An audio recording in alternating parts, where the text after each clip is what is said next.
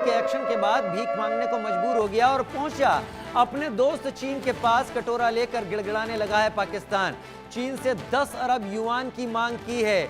मौजूदा swap line को 10 अरब yuan बढ़ाने की मांग की है, यानी हमें 10 अरब युआन दे दीजिए, चीन से ये मांग कर रहा है पाकिस्तान, जिससे कि पाकिस्तान अपना भी पेट भर सके, आतंकवादियों को भी हथियार दे सके और उसके बाद युद्ध लड़ने की नौबत आती है तो खड़ा रहने के लायक कुछ होना चाहिए उसके पास। अजय, पाकिस्तान की यही हकीकत है।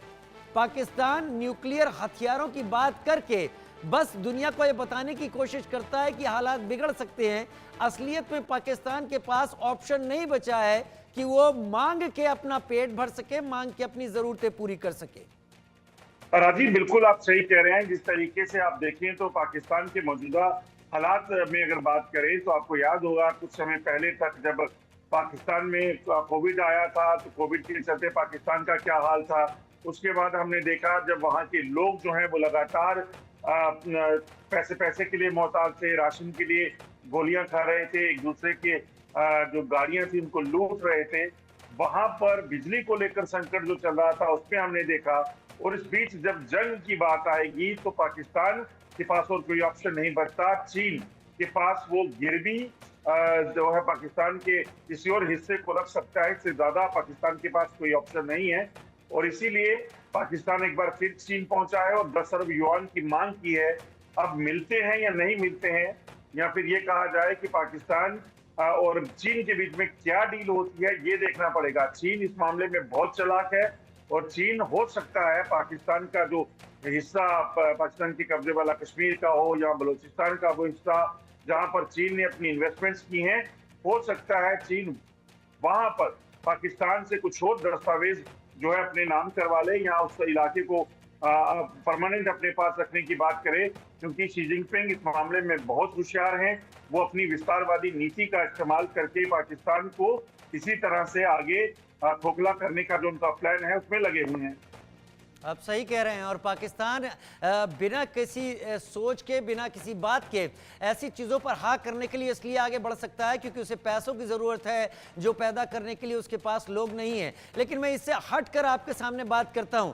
आईएमएफ के लिए लगता है आईएमएफ की तरफ जाने के पाकिस्तान के पास सारे रास्ते बंद हो चुके हैं, क्योंकि एफएटीएफ में भी उसके पास अब ऐसा कुछ बचा नहीं है जिससे वो अपनी मौजूदगी एफएटीएफ से बाहर कर पाए पूरी तरीके से। कहीं ना कहीं वो घेरे में आ जाता है तो आईएमएफ उसकी तरफ उतना ध्यान नहीं दे पाता। क्या पाकिस्तान फिर भी पैसा जुगाड़ने के लिए इधर उधर और हाथ मारेगा क्या? देखिए, इसमें कोई शक नहीं कि पाकिस्तान अपनी तरफ से कोशिशें तमाम करेगा। कौन क्या देता है ये बात की बात है।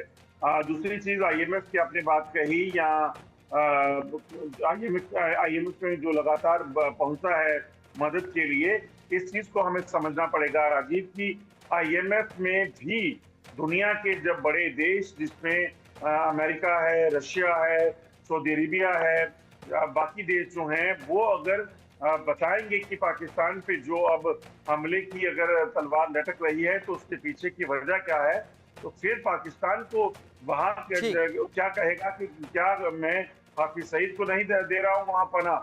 जो बना हुआ है, जो किया है पाकिस्तान ने, वो अपने आप में बताता है कि पाकिस्तान उसी के बदले में आईएमएफ या ग्रे लिस्ट में जब रहा है तो तब भी इसी वजह से रहा है। और आज भी अगर वो आतंकवाद को बंद नहीं करता है तो उसका नुकसान उसे हर जगह पे भुगतना पड़ेगा।